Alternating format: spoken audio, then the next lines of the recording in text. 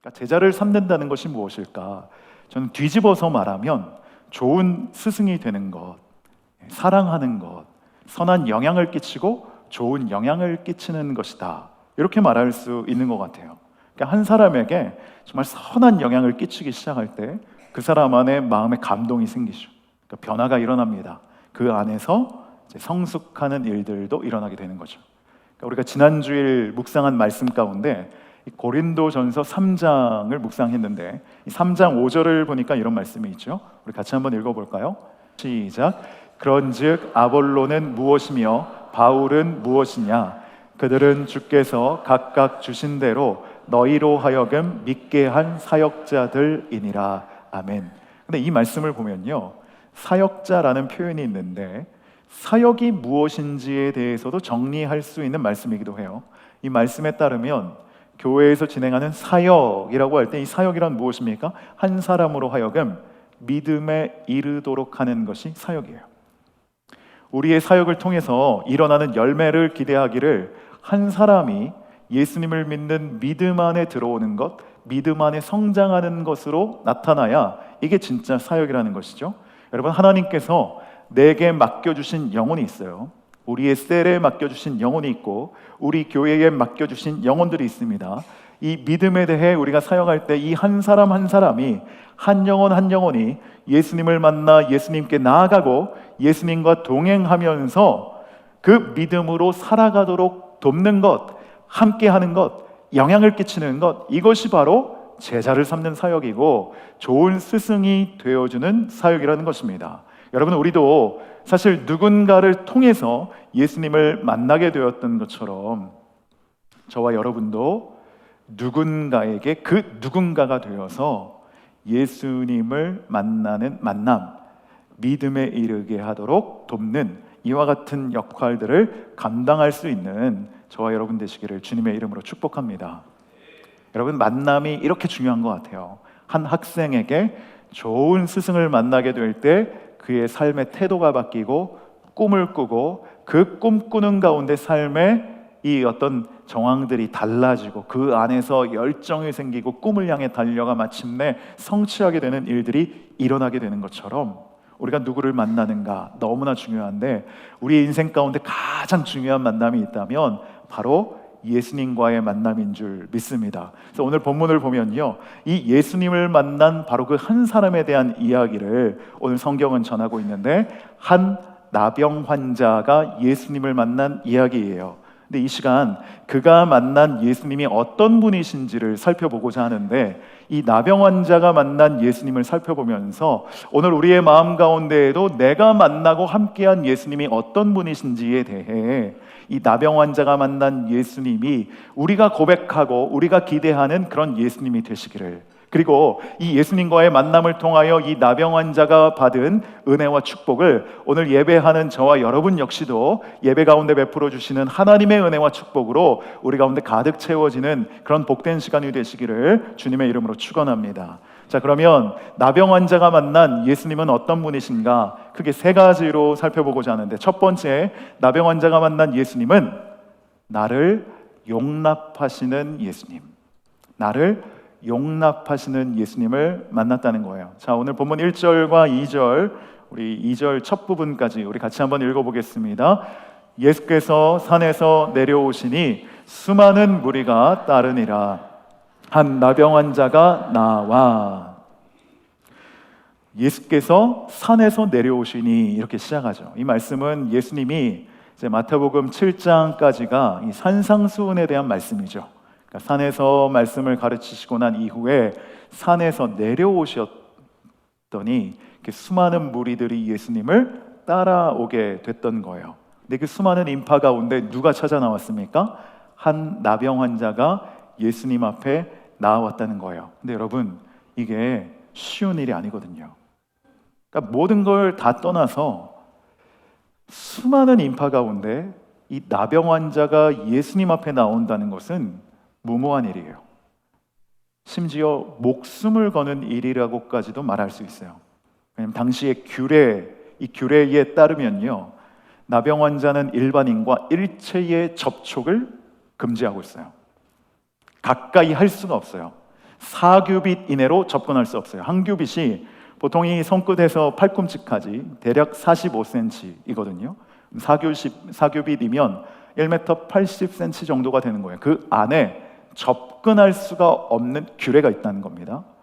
그리고 이런 규례도 있습니다. 나병 환자가 서 있는 쪽에서 바람이 불어와요. 제가 나병 환자와 이 편에 있을 때 바람이 이쪽으로 불어올 때 적어도 100규빗 이상은 떨어져 있어야 하는 거예요. 전염의 우려나 그와 같은 이유들로 이런 규례가 있었을 것입니다. 또 심지어 중세 시대에 나병으로 판정을 받게 되면 이 교회의 사제가 이 나병 환자를 데리고 교회로 와서 무엇을 읽어주냐? 장례문을 낭독해줘요. 그러니까 죽었다는 거예요. 이분이 언제 죽을지 모르는데 오늘 이 시간 당신이 이제 언제 죽을지 모르지만 내가 이 자리에서 장례문을 낭독해드립니다 라고 할 정도였어요. 그러니까 이 나병 환자는 살아있지만 죽은 사람과 같이 취급되었어요. 그리고 누구와도 함께 접촉하거나 어울리고 교제할 수 없는 철저한 고립과 단절된 존재였어요. 그럼에도 불구하고 이 나병 환자가 이와 같은 규례를 무릅쓰고 사람들과의 접촉이 예상됨에도 불구하고 예수님 앞에 나아갈 수 있었던 것은 결코 쉬운 일이 아니에요. 목숨을 걸 정도로 어려운 일이었다는 거죠. 그럼에도 불구하고 이 나병 환자가 예수님 앞에 나올 수 있었던 이유는 무엇인가? 예수님이 나를 용납해 주실 수 있기를 믿었기에. 주님만큼은 나를 배척하는 것이 아니라 예수님 앞에 나아갈 때 예수님은 나를 용납하실 것이라 믿었기 때문에. 여러분, 이 믿음에 대해 예수님은 어떻게 반응하십니까? 예수님이 이 나병 환자를 거절하지 않으셨어요. 규례를 들어서 일정 규모 이상의 간격을 띄우지 않으셨다는 것입니다. 심지어 예수님은 어떻게 하십니까? 3절 말씀인데요, 예수께서 손을 내밀어 그에게 대셨다고 말씀하십니다. 접촉을 금지하는 법조항이 있어요. 근데 예수님은 어떻게 하셨다는 겁니까? 손을 내밀어 그를 터치하셨다는 거예요. 여러분, 이 나병 환자가 언제부터 나병을 알았는지 모르지만 나병을 알았던 시절로부터 이 사람은 살아있는 온기를 가진 사람과 접촉해본 경험을 상실한 채 살아간 사람이에요. 그가 만지는 것은 다 부정되었기에, 오염되었기에 그는 누구도 손을 잡을 수 없어요. 그런 그에게 예수님이 예수님의 온기를 전해주시죠. 살아있는 생명으로 그를 만져주셨다는 거예요. 예수님은 이처럼 그 영혼을 용납해 주셨어요. 이 사람에게 나아감에 있어서 어떤 법조항도 예수님에게는 장애가 되지 않았다는 것입니다. 이것이 예수님의 용납이에요. 법을 뛰어넘어, 규례를 뛰어넘어, 그 문화적인 상황들을 뛰어넘어 예수님은 한 영혼에게 과감하게 다가가십니다. 거침없이 직진하시는 거예요. 여러분, 이 예수님의 용납은요, 우리의 인생을 향해서도 동일해요. 예수님은 이렇게 우리에게 다가오세요.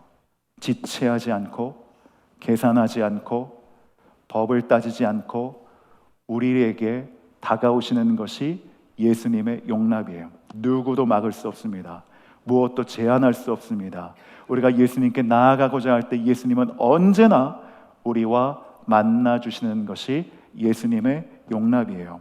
여러분, 우리의 마음 가운데 혹시 사람들은 이런저런 이유로 저와 여러분을 멀리할 수 있어요. 그것이 무슨 이유가 됐건 우리에게 마음을 내어주지 않고 우리와 함께하지 않으려 할 수 있을지 몰라도 우리 구주 예수님만큼은 우리를 절대적으로 완전하게 용납하시는 줄 믿습니다.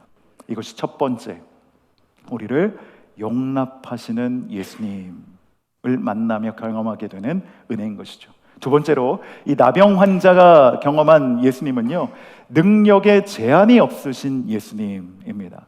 능력에 제한이 없으신 예수님. 우리 2절 말씀 함께 읽어보겠습니다. 시작. 이르되 주여 원하시면 저를 깨끗하게 하실 수 있나이다 하거늘. 여러분, 나병 환자가 놀라운 이야기를 하고 있어요. 지금 예수님을 만났어요. 나를 고치실 수 있는 분이라는 것을 확신한다면 우리는 그 사람에게 울며 불며 매달릴 거예요. 제발 저 좀 고쳐주십시오. 저 좀 고쳐주십시오. 저 좀 낫게 해주세요. 제가 무슨 죄를 졌길래 이런 병을 얻어야 됩니까? 저 좀 고쳐주세요. 저 좀 살려주세요. 라고 하지 않겠습니까? 그런데 이 나병 환자는 지금 어떤 고백을 합니까? 원하시면 저를 깨끗하게 하실 수 있나이다. 원하시면.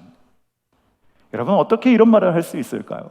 고쳐달라고 소리를 지르며 울며 달며 사정해야 되는 것 아닙니까? 그런데 지금 무슨 말을 하고 있는 거예요? 주님이 원하시면, 아니 그럼 뭡니까? 원치 않으시면 그대로 있어도 상관없다는 이야기라고도 들릴 수 있는 것 아니겠습니까? 어떻게 이런 말을 할 수 있는가라는 것이죠. 이 사람의 간절함은 정말 진짜 간절함인가? 정말 병을 낫고자 하는 마음이 있는가 하는 생각이 들 수 있어요. 근데 이 말씀을 가만히 살펴보면요, 이 나병 환자에게 예수님에 대한 분명한 신뢰가 있어요. 능력의 제한이 없으신 그 주님, 이게 무엇으로 나타납니까? 질병에 있어서 예수님은 반드시 고칠 수 있다는 전제가 깔려 있거든요. 그러니까 중요한 것은 무엇입니까? 다만 예수님이 나의 치료를 원하는가 원하지 않으시는가, 이것에 따라서 내 병이 고쳐지고 고쳐지지 않을 수 있는 것이지, 주님이 고치실 수 있는 능력을 가지고 있다는 것에 대해는 조금도 의심하지 않고 있다는 거예요. 여러분, 이거 여기에는 우리의 신앙에 있어서도 아주 중요한 포인트, 중요한 지점이 있습니다. 우리가 예수님의 제한 없는 능력에 대해 신뢰하게 될 때 우리는 예수님의 완전한 권위 아래 들어갈 수 있어요.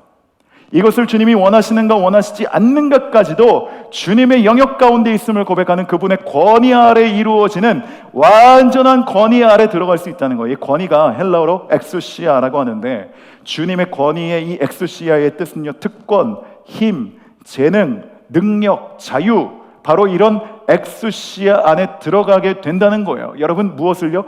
능력의 제한이 없으시는 예수님을 신뢰하게 될 때, 이 굉장히 중요한 이 말씀 가운데 주시는 하나의 포인트이거든요. 마태복음은 그 예수님이 시작된 하나님의 나라를 소개하고 있어요. 예수님이 하나님의 나라를 계시하시거든요. 그 나라를 어떻게 전하십니까? 가르침과 전파함으로, 병을 고침으로 하나님 나라를 소개하고 계세요. 본격적인 가르침이 산상수훈을 통해 마태복음 5장부터 7장까지 말씀으로 가르치셨어요. 하나님의 나라란 이런 것이다. 이 말씀을 들었던 사람들이 놀라운 반응을 보인다고 산상수훈의 결말로 기록하고 있는데, 마태복음 7장 28절 9절인데요. 예수께서 이 말씀을 마치심에 무리들이 그래 가르치심에 논란이, 이는 그 가르치는 것이 엑수시아, 권위 있는 자와 같고 그들의 서기관과 같이 아니함일러라. 그 말씀을 듣는 자들이 생각하는 것이 무엇입니까? 주님의 권위예요. 그런데 이 권위가 예수님은 어떻게 또한 설명하길 원하시는 것입니까? 병을 고치는 것으로. 그래서 여러분, 마태복음의 첫 번째 치유 이야기가 나병 환자의 치유 이야기예요.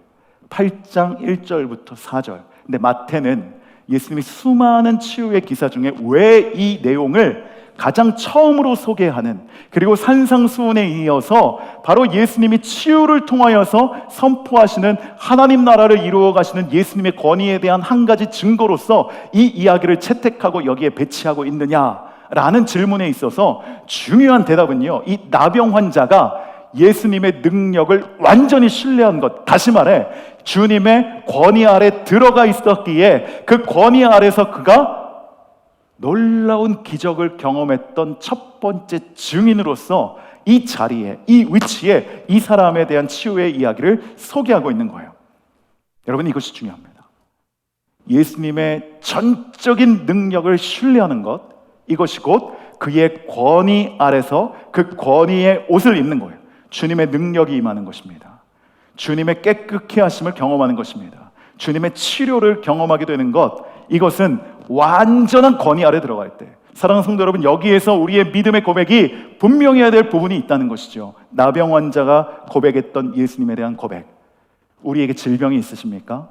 주님이 치료를 하고 못하시고의 문제는 떠나가고 주님은 완전히 치료하실 수 있음을 믿는 믿음의 고백 가운데 나병 환자처럼, 다만 지금 이때 고치시는 것이 주님의 뜻이라면 우리를 고쳐 주옵소서. 여러분, 감사한 것은 주님의 뜻은 어디에 있습니까? 우리가 질병 가운데 노임을 받길 원하는 것이 주님의 뜻이에요. 특별한 예외적인 경우가 아닐 경우에 말이죠. 사랑하는 성도 여러분, 주님의 능력을 제한 없이 신뢰하시는 바로 이 주님의 권위 아래서 나병 환자와 같이 치유하시는 그 주님의 은혜를 경험하게 되시기를 축복합니다. 주님의 능력에 제한이 없으심을, 주님의 능력은 우리의 상식을 뛰어넘고 초월하여 일하시는 분이심을 여러분 고백하며 살아가시기를 주의 이름으로 축복합니다.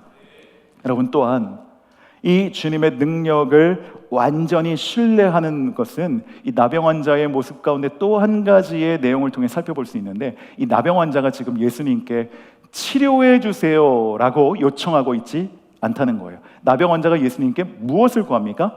깨끗하게 해달라고 요청하고 있어요.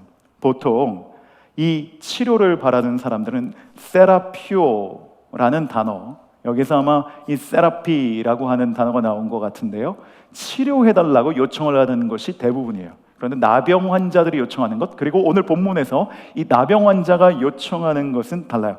깨끗하게 해달라, 카사리죠, 해주실 것을 요청하고 있어요. 치료가 아니라 깨끗하게 해달라는 것입니다. 여러분, 사실 치료는 누구나 할 수 있어요. 그러나 깨끗하게 하는 것은 다른 일입니다. 왜 그렇습니까? 나병은 접촉할 수 없는 질병이었기 때문에, 누군가 만질 때 함께 부정해졌기 때문에, 그래서 이 나병의 고통은요, 병 자체의 고통뿐만 아니라 제의적으로 부정했기 때문에 공동체로 함께 예배를 드릴 수 없었던 이 고통도 너무나 큰 고통이었다는 거예요. 그래서 이 나병 환자는 예수님께 깨끗하게 해달라는 요청을 하는 것이죠. 그분의 능력은 치료하는 것을 뛰어넘어 나를 정하게 하실 수 있는 분이라는 그 고백과 함께, 주여 원하시면 저를 정결케, 깨끗게, 새롭게 하실 수 있습니다 라고 고백할 때, 여러분 예수님이 뭐라고 대답하십니까? 3절 말씀인데요, 같이 한번 읽어보겠습니다. 시작. 이르시되 내가 원하노니 깨끗함을 받으라 하시니 즉시 그의 나병이 깨끗하여 진지라. 아멘. 먼저 우리가 알 수 있는 건 예수님도 원하신다라는 거예요. 예수님 원하신다. 아울러 병의 치유가 일어나길 원하셨어요. 깨끗함과 치료가 함께 일어나길 원하시는 것이죠. 주님이 원하시고 깨끗함을 받으라 선포하실 때 그 깨끗함이 나병 환자에게 임하게 되었고 즉시 병이 치료가 되었다는 것입니다. 사랑하는 성도 여러분, 예수님은 우리의 인생의 근원을 살피시길 원하세요. 여러분, 병이 치료가 되더라도 병을 가지고 있는 우리의 습관들이 있다면, 병이 당장의 고침을 받아도 여러분 치료가 됐다고 해서 그 병이 다시는 생기지 말고 재발하지 않으리라는 법이 있습니까? 우리에게 완전한 근원적인 치료를 주님은 주실 수 있는 분이라는 거예요. 그런 차원에서 인생의 근원적인 문제까지도 살피시며 해결하기를 원하시는 분이 할 수 있는 고백이 내가 너희에게 깨끗함을 주노니 깨끗함을 받으라 라고 하시는 거예요. 사랑하는 성도 여러분, 병의 치료보다 그 근원적인 인생의 문제를 다루시고 만지시는 그 주님의 손길의 능력에 결코 제한이 없으심을 우리가 기대하며 나아가시기를 주님의 이름으로 축복합니다. 여러분, 예수님은 우리가 어떤 부정함 가운데에서도 깨끗하게 되기를 원하시는 분이신 줄 믿습니다. 여러분, 주님의 원하심과 같이 우리 가운데 있었던 어떤 부정함도 제한과 능력이 없이 우리 인생 가운데 행하실 수 있는 그 주님을 믿는 믿음의 고백 가운데 분명하게 경험하며 살아가시는 저와 여러분 되시기를 주님의 이름으로 축복합니다. 마지막 세 번째로, 나병 환자가 경험한, 또 나병 환자가 고백하는 예수님은 어떤 분이신가? 공동체로 인도하시는 분입니다. 공동체로 인도하시는 분. 우리 4절 말씀을 같이 한번 읽겠습니다. 예수께서 이르시되 삼가 아무에게도 이르지 말고 다만 가서 제사장에게 내 몸을 보이고 모세가 명한 예물을 드려 그들에게 입증하라 하시니라. 아멘. 예수님은요, 이제 이 나병 환자에게 공동체로 복귀하는 절차대로 따라가야 할 것을 말씀하세요. 레위기 14장 15장을 보면 나병 환자에 대한 규례가 있거든요. 이 질병이 나았다고 했을 때에 이 제사장에 가서 몸을 진찰받습니다. 한 번만 받는 것이 아니라 주기적으로 확인하고 확인을 거듭하여서 이제 됐다라고 할 때 공동체로 돌아가요. 그때 드려야 할 예물들도 있고요. 바로 이 절차에 대해 말씀하시는 거예요. 그러니까 이런 것이죠. 한마디로 나는 이제 치유되었습니다. 더 이상 전염의 위험이 없습니다. 내가 접촉한 사람들에게 나의 부정함이 그들을 전이시키지 않습니다 라는 것이죠. 이걸 입증하라 라는 거예요. 그런데 여러분, 예수님이 입증하길 원하시는 것은 단순히 질병의 치유에 대한 입증만이 아니셨어요. 예수님은 그의 삶이 새로워진 것까지도 입증하는 삶을 살아가길 원하셨어요. 내가 병이 나았다, 이것이 전부가 아니라 이제는 내가 부정을 전염시키고 이 부정을 오염시키는 사람이 아니라 주님이 주시는 선함과 그 기쁨과 온전함을 흘려보내는 삶을 살아가기 위해서 이것을 입증하라 하신 말씀이에요. 그래서 유진 피터슨 목사님은요, 이 말씀을 이렇게 번역했거든요. 내 말이 아니라 깨끗해져서 감사하는 내 삶이 내가 한 일을 증거할 것이다. 자막을 좀 띄워주시겠어요? 내 말이 아니라 깨끗해져서 감사하는 너의 삶이 내가 한 일을 증거할 것이다. 이것이 예수님이 말하시는 입증이에요. 절차적 입증을 뛰어넘어서 진짜 내 삶에 일어난 변화를 새 노래로, 새 언어로 사람들과 교제의 관계 속에서, 여러분 이 나병 환자가 너무 하고 싶지 않았을까요? 그동안은 손도 대지 못하고 1m 80 이내로 접근 금지 명령이 모두에게 내려진 그런 삶을 살아갔던 사람이란 말이죠. 병의 치유가 전부가 아니라 예수님이 주시는 차원의 은혜는요, 훨씬 폭넓은 것이었어요. 사랑하는 아들아, 너를 통해 이제는 네가 그동안은 나병이라는 이 저주의 굴레에 갇혀서 사람들에게 손대는 것마다 부정하게 됐다면 이제는 손대는 것마다 축복하게 만든 거예요. 아브라함에게 주신 복 아닙니까? 내가 너로 인하여 만민이 복을 얻게 하시라는 이 하나님 나라의 약속을 이 나병 환자에게 성취해 주시는 거예요. 얼마나 신나겠습니까? 만나는 사람에게 축복의 통로가 된 거예요. 내가 교제하고 손잡고 기도하고 함께 하나님 나라를 꿈꾸며 교제하는 모든 한 사람 한 사람에게 그 사람을 통하여 복이 흘러가요. 그 선하신 주님의 마음이 흘러가는 거예요. 그 성품과 인격과 성령의 열매들이 그 모든 사람들을 전화시키고 변화시키는 거예요. 여러분, 예수님을 만나면 가정이 변해요. 예수님을 만나면 부부관계가 달라져요. 예수님을 만나면 내가 있는 직장이 달라져요. 왜 그렇습니까? 우리 한 사람을 통해 그 주변에 있는 영혼들이 변화되어지기 때문에. 이것이 하나님 나라를 이루어 가시는 예수님의 원리거든요. 주님이 어떻게 하나님 나라를 이루어 가십니까? 바로 이 치유하고 깨끗하게 하신 한 사람, 능력에 제한이 없으시고 나를 용납하신다는 이 믿음으로 공동체 가운데 나를 보내시는 그 예수님의 부르심에 따라 살아가는 사람들을 통해서 변화가 일어나는 것이죠. 그럼 진짜 주님을 만나고 주님과 동행하며 살아갈 때 여러분, 우리의 가정이 변화되어질 것들을 생각해 보십시오. 우리 가정에 하나님 나라가 임하길 원하십니까? 주님의 통치와 다스리심이 이루어지길 원하십니까? 주님의 능력에 제한이 없으심을 고백하며 선포할 때 그 주님께서 나와 함께 하시며 나에게 주시는 그 정결함과 온전함과 순전함이 내가 마주하고 교제하는 모든 사람들에게 그들의 어떠함이 나를 전이시키는 것이 아니라 이미 우리는 예수님 안에 새로워진 그 새로워짐으로 예수님이 나에게 완전한 의로움을 선물해 주셨던 것처럼 내 안에 계신 예수 그리스도로 인해 내가 물들고 타락하고 오염되는 것이 아니라 이제는 세상의 소금으로 어둠 가운데 어둠을 비추는 존재로 소금이 되어서 세상을 썩어지지 않게 부패하지 않게 만드는 존재로 우리를 살아가게 하신 줄 믿습니다. 이것이 주님이 입증하라 하신 말씀이에요. 저와 여러분이 입증하기 원하세요. 우리의 가정에 입증하기 원하세요. 저는 우리의 모든 성도님들의 가정 가운데 열매가 나타나게 되길 축복합니다.